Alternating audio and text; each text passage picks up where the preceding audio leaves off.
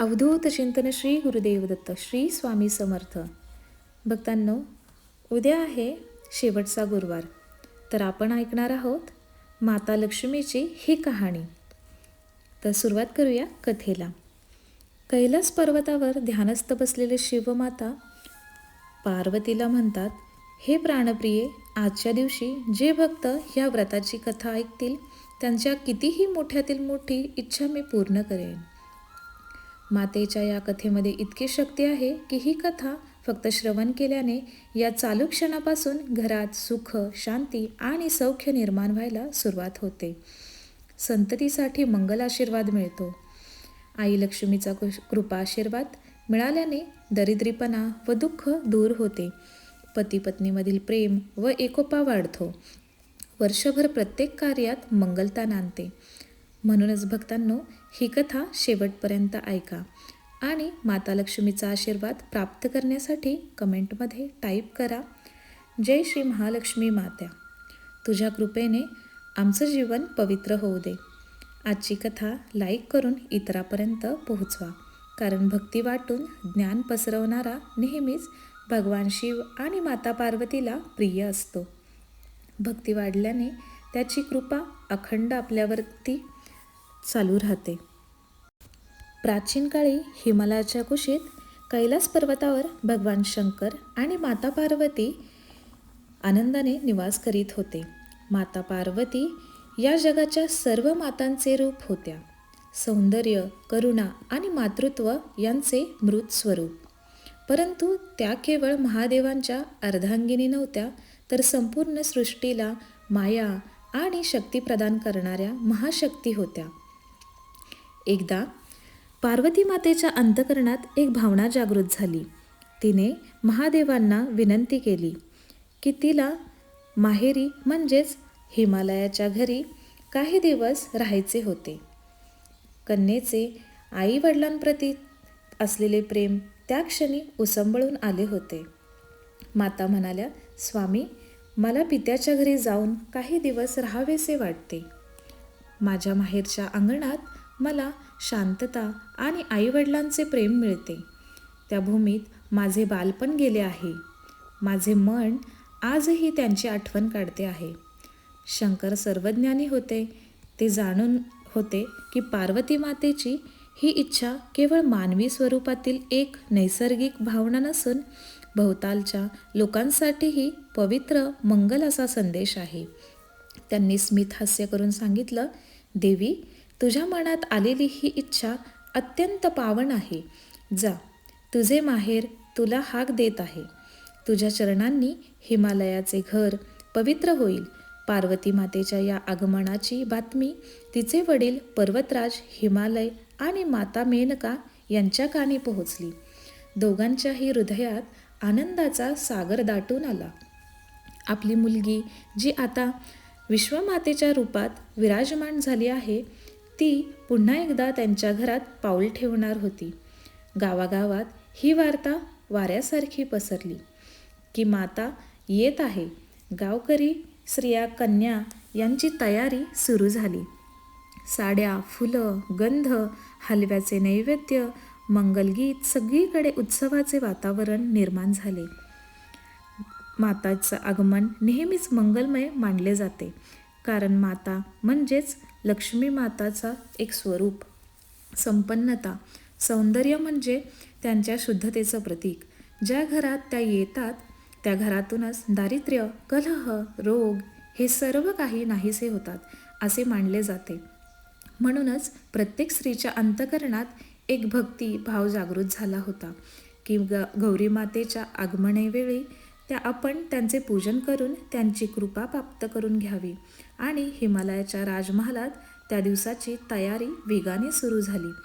हिमालयाच्या राजमहालात त्या दिवसाची तयारी वेगाने सुरू होती. सोन्या चांदीच्या थाळ्या सजवल्या जात होत्या. पानं, फुलं, अक्षता, दीप, कुमकुम आणि हळदीचे टिपके लावून आवाहनाचे सर्व विधी सिद्ध केले जात होते. मेनका मातेच्या डोळ्यातून म्हणजेच पार्वती मातेच्या आईच्या डोळ्यातून आनंदाश्रू वाहत होते. त्या वारंवार म्हणत होत्या, माझी गौरी लेक येथे आहे, माझ्या अंगणात देवीचे पाऊल ठेवणार आहे. माझं जीवन धन्य झालं. काळ लोटला आणि तो पवित्र दिवस उजाडला. सकाळची कोवळी किरणं आकाशातून सोनेरी झोतांनी न्हाऊन गेली. सृष्टीच्या प्रत्येक अनुमनातून जणू एक वेगळाच आनंद होता. पक्ष्यांचे गोड किलबिल सूर, मंद वाऱ्यांचे सुगंधी स्पर्श, फुलांच्या पाकळ्यांचा सडा, सगळेच वातावरण एकदम दिव्य झाले होते. त्यावेळी पर्वतराजाच्या राजवाड्याच्या दिशेने माता पार्वतीची भव्य पालखी येताना दिसू लागली. सोन्याच्या थाळ्यांवर आरती सजवून गावोगावी स्त्रिया बाहेर आल्या. गंध, अक्षता, फुलांच्या ओवाळण्या आणि हातात घेतल्या. गौरी आई आली असा मंगलध्वनी निनादू लागला. पार्वती मातेने जेव्हा आपले पवित्र चरण हिमालयाच्या अंगणात ठेवले तेव्हा त्या भूमीत सोन्यासारखी कांती पसरली. संपूर्ण घर आभाळ एवढ्या आनंदाने भरून गेले की गौरीच्या या आगमनाने केवळ हिमालयाचे घर नव्हते तर संपूर्ण पृथ्वीचे वातावरण मंगलमय झाले. प्रत्येक भक्ताच्या हृदयात श्रद्धेचा दीप प्रज्वलित झाला. कारण गौरी म्हणजेच पार्वती, ज्या शिवाशिवाय अपूर्ण आहेत आणि ज्या शिवांच्या सहवासात संपूर्ण सृष्टी मातृप्रेमाचा स्पर्श देतात, त्या गौरी माता. गौरी मातेच्या आगमनाने हिमालयाचे घरच नव्हे तर संपूर्ण परिसर आनंदाने उजळून निघाला होता. स्त्रिया मंगल गीत गात होत्या. कुंकुमाने अंगण रंगवले होते. वेलबुट्टीच्या रांगोळ्या रेखाटल्या होत्या. गौरी माता जेव्हा राजवाड्यात प्रवेशल्या तेव्हा त्यांच्या चरणस्पर्शाने अंगणातील प्रत्येक दगडही जणू पूजनीय बनला होता. माता मेनका आपल्या कन्येला पाहताच भावनांनी भारावून गेली. तिने पार्वतीला मिठी मारली आणि डोळ्यातून अश्रुधरा वाहू लागल्या. त्या अश्रूंमध्ये आईच्या काळजातील ओल होती, आनंद होता आणि अभिमान दडला होता. पर्वतराजही आपल्या कन्येकडे अभिमानाने पाहत होते. त्यांना जणू वाटले की माझीच मुलगी आहे का ही या जगाची जननी अवतरली आहे. गौरी माता मंद स्मित करून आईवडिलांना वंदन करू लागल्या. त्यांच्या डोळ्यात मातृप्रेमाचे सागर दाटून आला. त्या म्हणाल्या, आई बाबा, तुमचं घर माझंच घर आहे. तुमचं प्रेम माझ्या अस्तित्वाचा श्वास आहे. आज पुन्हा तुमच्या कुशीत येऊन मला माझं बालपण आठवत आहे. मला किती लाडाने वाढवलं तीच माया आजही माझ्या हृदयात आहे. माता मेनका पार्वतीचे केस कुरवाळत म्हणाल्या, गौरी, तूच वाचून हे घर रिकामं होतं. आज तू आलीस म्हणून या घरात पुन्हा मंगलप्रभा उजळली आहे. तुझ्या आगमनाने आमचं आयुष्य धन्य झालं. तेवढ्या स्त्रियांनी आरती सुरू केली. गौरी ये, लक्ष्मी ये, सुख समृद्धी ये अशा मंगलध्वनींनी वातावरण निनादू लागलं.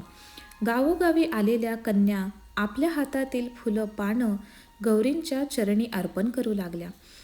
प्रत्येक स्त्रीच्या मनात एकच भावना होती, गौरी माता, आमच्या घरीही या, आमचं घरही तुमच्या कृपेने ओजळू द्या.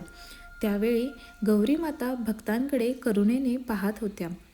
त्यांच्या अंतकरणातून एक दिव्य आश्वासन जणू सर्वत्र पसरत होतं. जिथे माझी श्रद्धेने पूजा केली जाईल तिथे कन्या, स्त्रिया आणि माता एकत्र येऊन मंगलगीत गातील. तिथे मी स्वतः त्या घरात पाऊल ठेवीन, ज्या घरात दारिद्र्य नाहीसे होईल, वाद नाहीसे होतील आणि प्रेम, एकता व आनंदाने जीवन भरभरून जाईल. जिथे माझे स्वागत आनंदाने केले जाईल. हे शब्द ऐकून प्रत्येकाचे हृदय कृतार्थ झाले. होय, साक्षात माता पार्वतींनी हा आशीर्वाद दिला होता.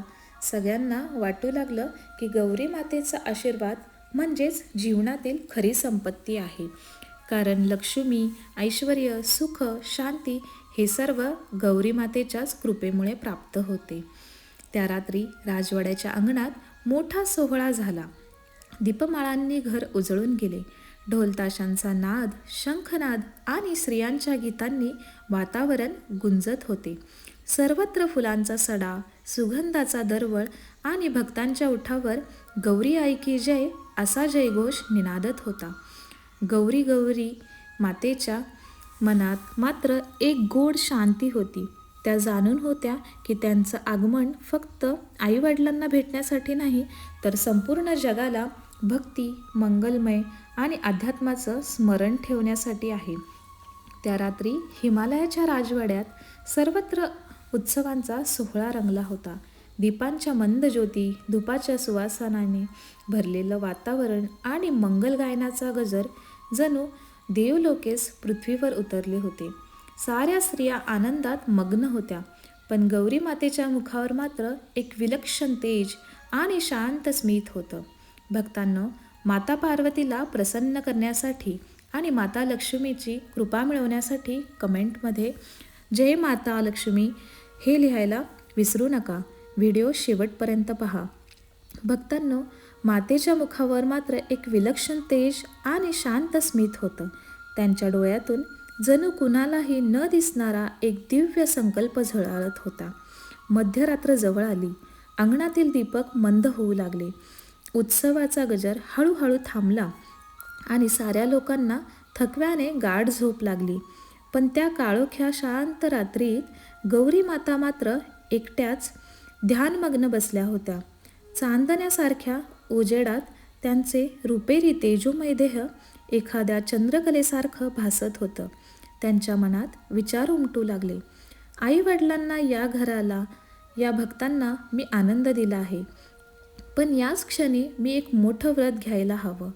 प्रत्येक भक्ताच्या जीवनात सुखशांती असावी आणि स्त्रियांच्या घरी ऐश्वर्य व मंगल कायम टिकावं आणि त्यांना मातृत्वाचा, प्रेमाचा आनंद लाभावा.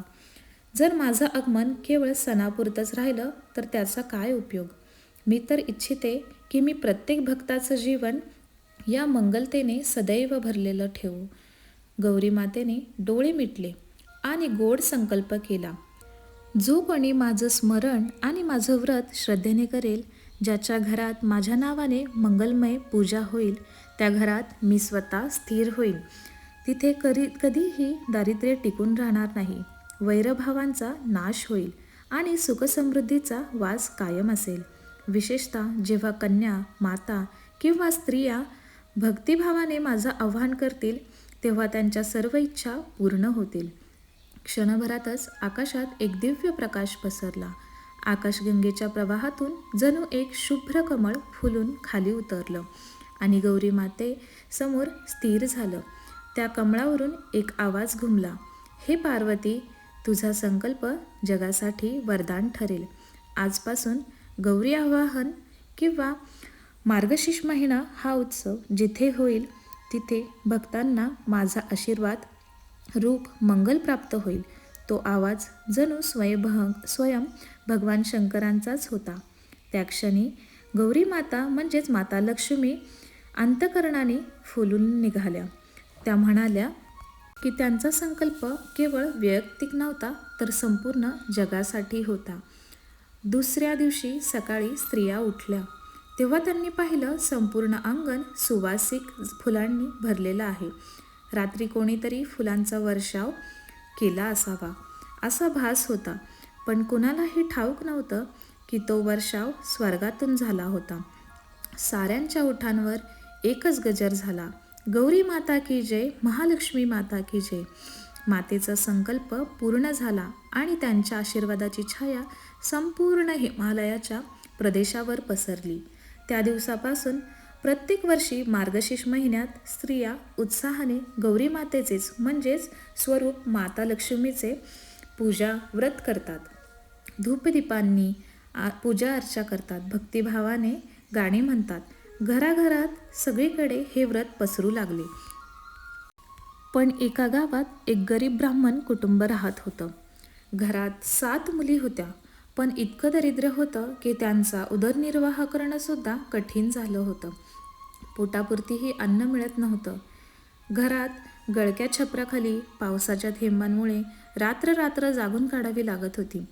तरी त्या ब्राह्मणाची पत्नी रोज म्हणायची, आपण गरीब आहोत हे खरं, पण आई गौरी म्हणजेच माता लक्ष्मी स्वरूप आपल्या कधीतरी येतील आणि आपल्या संकटांचा अंत करतील. मार्गशीर्ष महिना आला आणि गावभर मार्गशीर्ष महिन्यातील गौरी आवाहन म्हणजेच माता लक्ष्मी व्रताची तयारी सुरू झाली. श्रीमंत घरात सुंदर सुवर्णमूर्त्या आणल्या गेल्या. रेशमी वस्त्रांनी सजावट झाली. पण त्या गरीब स्त्रीच्या घरात काहीच नव्हतं. तरीही तिचं मन खचलं नाही. तिने आपल्या घरातील एक तांब्या घेतला. त्या भांड्याला स्वच्छ करून त्यात पाणी भरलं. त्यात हाताने फुले तोडून आणली आणि म्हणाली की आपण ह्याच्यात काहीतरी पानं घालूया. पानं घालून त्याच्यावरती तिने एक नारळ ठेवला आणि त्यास्वरूप देवी मातेचं करून तिने पूजा चालू केली. आणि गौरी मातेला म्हणाली, म्हणजेच साक्षात लक्ष्मी मातेला म्हणाली, सोन्याच्या पाळण्यात नाही तर माझ्या श्रद्धेने ये. माझ्या घरी तूच माझं ऐश्वर्य आहेस. त्या रात्री एक अद्भुत घटना घडली. ज्या मातीच्या भांड्यात तिने कलश बनवून त्याच्यामध्ये पाणी आणि श्रीफळ आणि पानं ठेवली होती, त्यामधून अचानक एक सुंदर कमळ उमललं. घरभर दिव्य सुवास पसरला. मुलींनी पाहिलं आणि आईला आवाज दिला. आनंदाने अश्रूंनी हात जोडले आणि त्या क्षणी त्यांच्या कानावर पडला एक स्वर. तो म्हणजे, हे सतीच्या रूपातील गौरी भक्ता, लक्ष्मी भक्ता, तुझ्या साधेपणात माझं खरं आव्हान आहे. सोन्या चांदीच्या सजावटीपेक्षा मला तुझ्या निखळ प्रेमाची ओढ आजपासून लागली आहे. तुझ्या घरात दरिद्र टिकणार नाही. दुसऱ्या दिवशी सकाळी गावातील लोक आश्चर्यचकित झाले. त्या गरीब ब्राह्मणाच्या घरासमोर अनंत रथ उभे होते. त्यात धान्य, वस्त्र, सोने चांदी आणि दागदागिने होते. कुणालाही समजलं नाही की हे आलं तर आलं कुठून, पण त्या स्त्रीला ठाऊक होतं ते माता लक्ष्मीच्या आशीर्वादाचं वरदान होतं. गावकरी म्हणू लागले, खरं आवाहन सोन्याचे नव्हे तर श्रद्धेने होतं. ज्याच्या अंतकरणात भक्ती असते त्याच घरात लक्ष्मी माता स्थिर होते. आणि अशा रीतीने महालक्ष्मी आव्हानाचा दिव्य महिमा साऱ्या जगभर पसरला. महालक्ष्मी आव्हानाची परंपरा जसजशी वाढत गेली तसं तिच्या मागचा आध्यात्मिक अर्थ लोकांना उमगू लागला. स्त्रियांनी लक्षात घेतलं की हा उत्सव केवळ भौतिक सुखासाठी नाही तर कौटुंबिक ऐक्यासाठी, पतिपत्न्यांच्या नात्यातील दृढतेसाठी आणि घरातील मंगलतेसाठी आहे. माता पार्वतीने स्वतः एकदा हिमालयाजवळील स्त्रियांना सांगितलं होतं, मी स्त्रीच्या स्वरूपात प्रत्येक घरात वास करते. स्त्री हीच शक्ती आहे, तीच कुटुंबाची धारक आहे. जेव्हा घरातील स्त्री पवित्र संकल्पाने मला बोलावते तेव्हा मी तिच्या आयुष्यात सौभाग्य, समृद्धी आणि अखंड मंगल देत असे. म्हणूनच या व्रताचा खरा अर्थ म्हणजे स्त्रीच्या अंतकरणात माझ्या शक्तीचा जागर करणे. गौरी आवाहन, लक्ष्मी आवाहन झाल्यावर भगवान शिव नेहमीच साक्षीभावाने त्या पूजेत सामील होतात. असे मानले जाते की लक्ष्मी माता बसवल्यानंतर पहिल्याच रात्री भगवान शंकर अदृश्य रूपाने त्या घरात प्रवेश करतात. त्या घरातील दिवे अधिकच उजळतात, वारा मंद गंधाळतो आणि एक अद्भुत शांती पसरते. कथेनुसार एकदा कैलासावर पार्वतीने शिवाला विचारलं, नाथा, मी जेव्हा स्त्रियांच्या घरी आवाहन घेऊन जाते तेव्हा तुम्ही माझ्यासोबत याल का? शंकर हसले होते आणि म्हणाले होते, गौरी, तू जिथे आहेस तिथे मी कसा नसणार? जे घर तुला आवाहन करेल त्या घरात मी आहेस. तुझ्या पूजनातूनही माझंच पूजन होतं. म्हणून त्या दिवसात स्त्रिया केवळ तुलाच नव्हे तर मलासुद्धा स्मरतात. म्हणूनच महालक्ष्मी व्रताचे आव्हान म्हणजेच माता पार्वती घरात आली आणि त्याचवेळी ते भगवान शंकरही उपस्थित असतात. त्या दिवशी घरातील स्त्रिया मनापासून म्हणतात, हे महालक्ष्मी माते, आमच्या आयुष्यात अखंड सौख्य राहू देत, पती दीर्घायुष्य होऊ देत आणि आमचं कुटुंब एकत्र राहू देत. याच कारणामुळे हा उत्सवात विशेषतः स्त्रियांसाठी महत्त्वाचा मानला जातो आणि त्या घराचा केंद्रबिंदू आहेत. त्यांच्या संकल्पनानेच परिवारात ऐक्य आणि मंगलतेचा वास होतो. महालक्ष्मीचा उत्सव जितक्या भक्तिभावाने सुरू होतो तितक्याच भावुकतेने तो समाप्तही होतो. काही दिवसाच्या पूजा व्रतानंतर त्यांचं वेळीच विसर्जन होऊन जातं. आणि त्यानंतर घरात एक वेगळीच शांतता दाटून येते. सकाळपासूनच स्त्रिया मंत्र उच्चार करीत असतात, फुलं, अक्षता, हळदी कुंकू अर्पण करत असतात. मनोमन विनंती करतात की हे आई लक्ष्मी माते, जशी आलीस तशीच पुन्हा आमच्या घरी टिकून राहा आणि आयुष्यभर मंगलमय वातावरण आमच्या आयुष्यात राहू देत. प्रत्येक स्त्रीच्या मनात महालक्ष्मी माता मार्गशीर्ष महिन्यात आपल्या घरात राहून गेली असाच समज असतो आणि त्यामुळेच मार्गशीर्ष महिन्याचा शेवटचा गुरुवार हा खूप महत्त्वाचा असतो.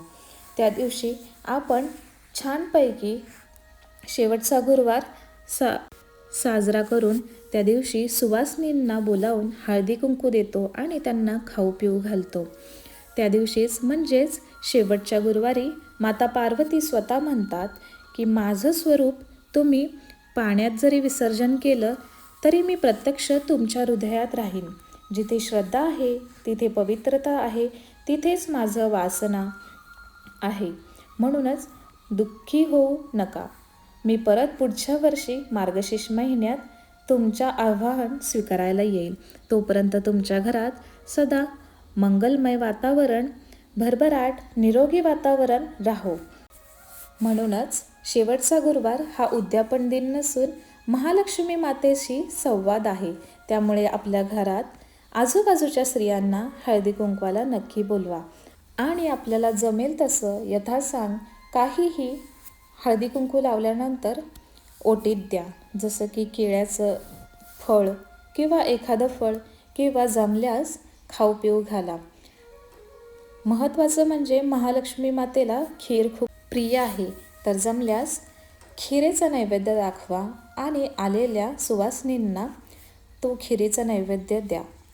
त्याचप्रमाणे सुवासिनी म्हणजे फक्त लग्न झालेल्या महिला असं नाही. तुम्ही महालक्ष्मी माता कोणत्याही स्वरूपात तुमच्याकडे येऊ शकते. त्यामुळे विधवा, विवाहित आणि सुवासिनी असा कोणताही फरक तुम्ही करू नका. हे साक्षात महालक्ष्मी मातेने खूप साऱ्या ग्रंथात सांगितलेलं आहे. त्यामुळे विधवा स्त्रीला कधीही दुखवू नका. ती सुद्धा एक माता लक्ष्मीचं स्वरूप आहे. त्याचबरोबर जमल्यास पुरणपोळीचा नैवेद्य तुम्ही खाऊ घातला तर अधिकच उत्तम. अशा प्रकारे यथासांग महालक्ष्मी व्रताची कथा ऐकली आणि तुम्ही सगळी अंमलात आणली तर महालक्ष्मीचं तुमच्यावरती कृपादृष्टी नेहमीच राहील. महालक्ष्मीच्या मातेच्या चरणी मी प्रार्थना करते, सगळ्यांच्या घरात आनंद, सुख, समृद्धी आणि भरभराट कायम राहू देत. आणि स्वामी समर्थांच्या चरणी वंदन करून इथे मी ही कथा संपवते. कथा आवडल्या असल्यास लाईक, शेअर, सबस्क्राईब नक्की करा. तुमची एक कमेंट, तुमचं एक लाईक आणि तुमचं एक सबस्क्राईब हे एका दानापेक्षा कमी नाही. त्यामुळे नक्कीच कथा आवडल्या असल्यास लाईक, शेअर, सबस्क्राईब करा आणि आपल्या भक्तिमय वातावरणात सामील व्हा. अशाच नवनवीन कथा मी तुमच्यासाठी घेऊन येईल, तर सबस्क्राईब करायला विसरू नका. धन्यवाद.